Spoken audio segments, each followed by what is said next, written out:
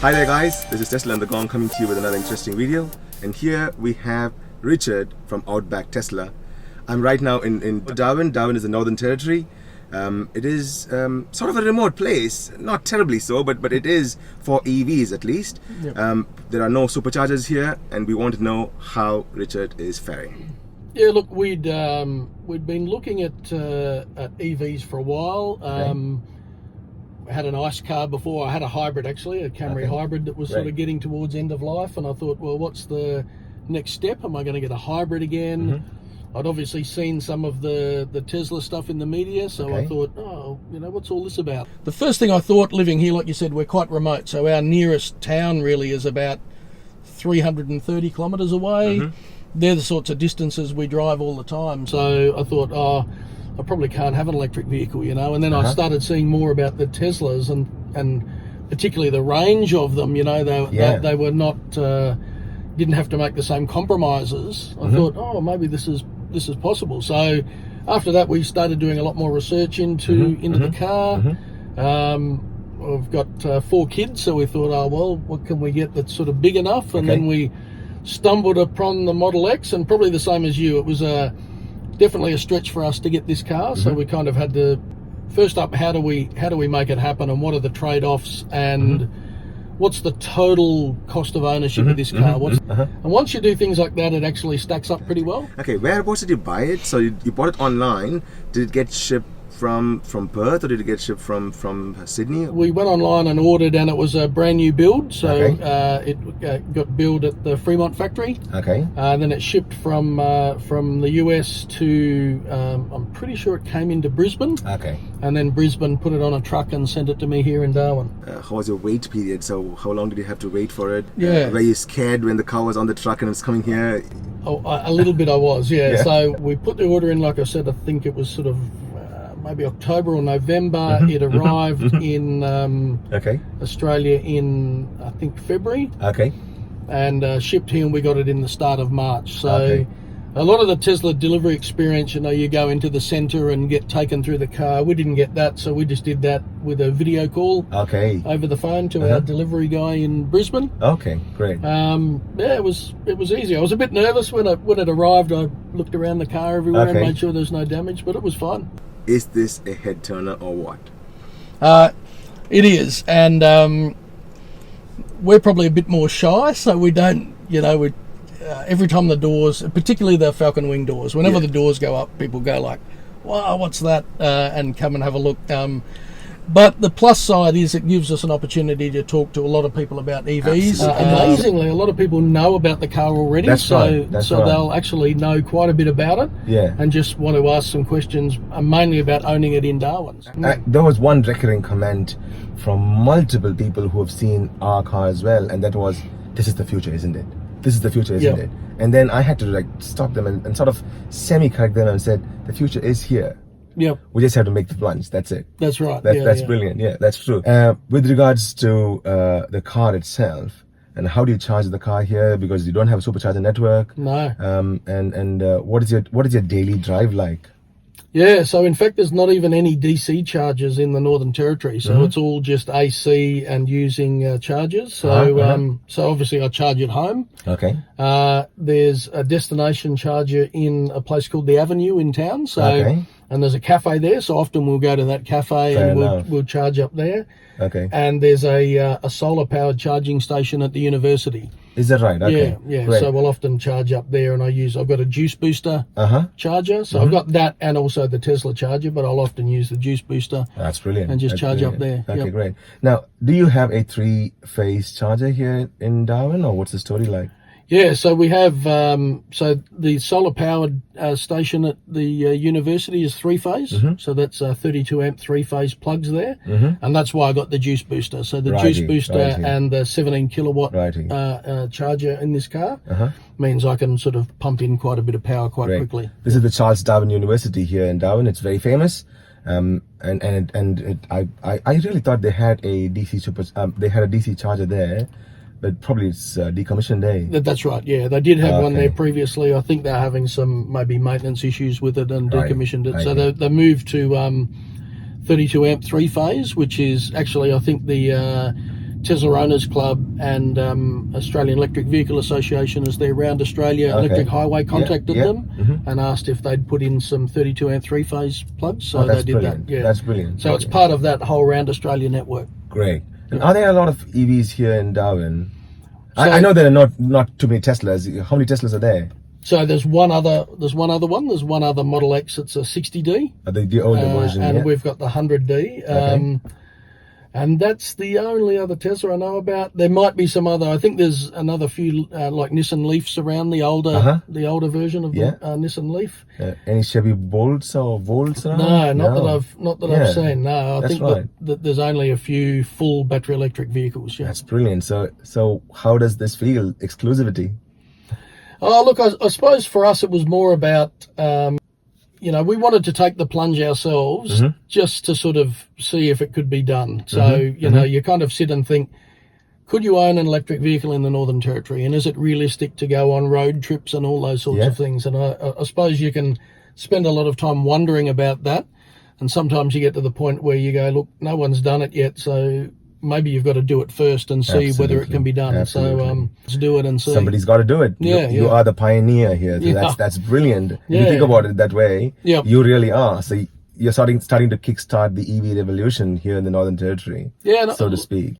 Yeah, I suppose what we're showing is that, in our road trips, so I've driven from here to Alice Springs and back. We've gone from here to Mataranka and back. So that's so one of those is a 3,000 kilometre round trip. One of them was about 1,000 kilometres round trip, and it was fine. The car was fine. Charging was easy. If you think about charging, there's probably more power points than there are petrol stations. That's right. I mean, it is actually, once you know how to use the plug share app and things like that, it's easy to find places to charge, and it works pretty well. Yeah. And we've found a lot of places actually, particularly up and down the highway, very receptive to electric vehicles. They're very encouraging. Are they now? Okay, that's brilliant. That's actually really nice to hear. Yeah. Even back in Wollongong, that's the experience I've had as well. People are really receptive to EVs now. Yep. And the businesses see it as a opportunity to attract customers. So I think 2019 is going to be that year where we turn the corner and then go all EV. I think you're right. I think it was sort of 12. The next 12 to 18 months will be it will be a real change. That's right. Okay, Darwin Heat versus Tesla X. What does it do? Yeah, no problems. I've in fact recorded a video when I first got the car. That's right. And I think the internal links in the description, mate. Links in the description. I think the car got up to maybe close to 60 degrees Celsius from memory. It was a fair while ago I did that video. Okay. And just I was testing how well the air conditioning could cool the car down. Okay. And normally, look, it wasn't. I'm going to do that test again because normally what you do in Darwin, you'll get into a car and it'll be 60 degrees. That's not uncommon. That's pretty common. And normally what you do is put all the windows down, flush all that hot air out, put the windows up and turn the aircon on.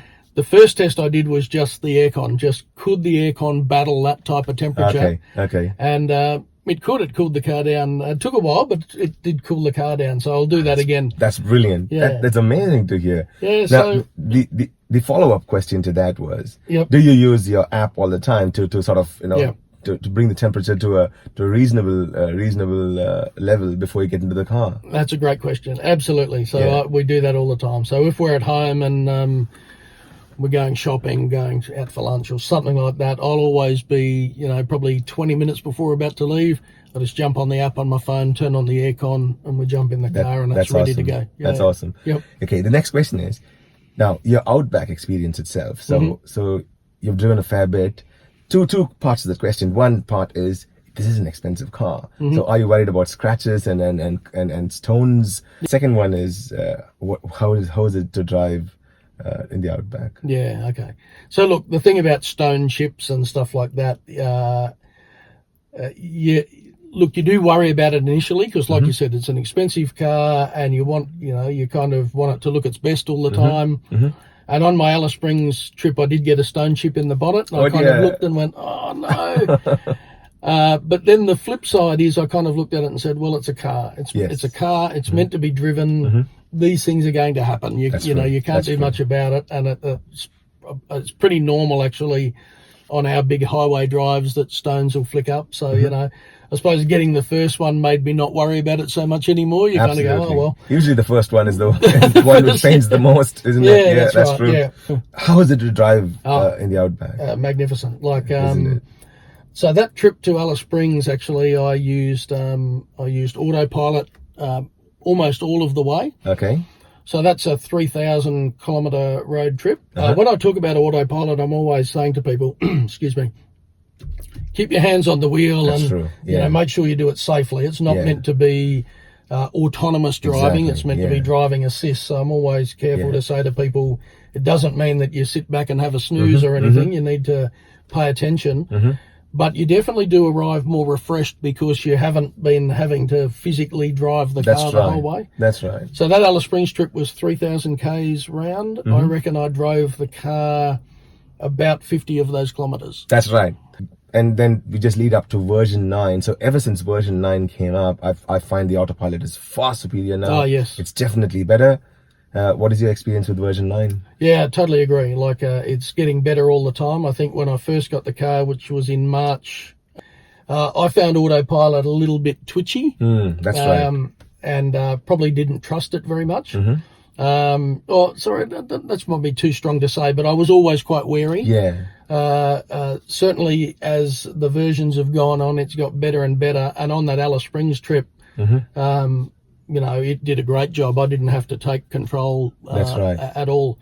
So I think it's getting better. And that's one of the great things about the Teslas in particular, is those over-the-air updates. Yes. In that the car can keep getting better. They can keep improving things. And they become a new car every time a new version comes up, a new major version comes. It feels like a new car. Yeah. And people don't understand that, isn't it? They think, oh, it's only the GUI which is changed, which is not the case. They tweak up the car itself because these are all electric cars. Yes. And it does feel a little zippier. They do something called uncorking, where they add a little bit more power to the car, to the batteries. They uncork the batteries a little bit, so it does feel like a new car. Absolutely. So that's right. No, you get new features all the time, and and the other thing is the features that you've got already get better. That's true. That's exactly how it is. Now, Model 3. Would you buy it? Absolutely. Absolutely. That's the way. That's the way it is. So I think this is the amazing thing about electric vehicles is it feels like a real change to go from a combustion engine to an electric car. Yeah. You definitely do think about things a bit differently. Like you're saying, you'll think about what cafe am I going to go to, and is there a charging point there? What shopping centre am I going to? Can I charge there? All those sorts of things. The flip side is, I think, once you've owned a full battery electric vehicle, most people I've spoken to, there is no way to go back to a combustion car. Exactly. My next car would be an EV as well. Yeah. And I was talking to some people at a motor vehicle enthusiast club meeting, and they were talking about their V8 and all of the, you know, I couldn't have an electric car because I like my V8 too much, and I say I couldn't go back to a V8 because I love the power too much. That's something I completely agree with. There was another friend of mine who was talking about V8, and I said, mate, let's do a test drive. Yeah. And I just took him out for a test drive, and he was completely floored. He was like, I never knew these cars are so zippy. Yeah. I'm like, that's amazing. Okay, what else from Outback Tesla? So we've got some videos coming up. I talked about that big trip that we did to Alice Springs and back. So we've got some videos coming up on that. We did a trip down to Mataranka and a place called Bitter Springs, which is just it's just absolutely beautiful. And anyone coming to the Northern Territory should get down there and have a look at that. So we've got some videos on that coming up, and then we'll have to think about what we do in the new year. I think Sylvia mentioned in a video recently about having a crack at the whole round Australia trip. So I'd love to think about that. It's a time. I understand you're the same. You know, it's here. a time. I would love to do it too. Thank you very much, mate. I really appreciate this. I really appreciate you doing this. It is 7:30 in the morning, guys, and on a Sunday, and this is here with us. We really thank you for this. I'll see you very soon in another video. This is Tesla and the Gong signing off.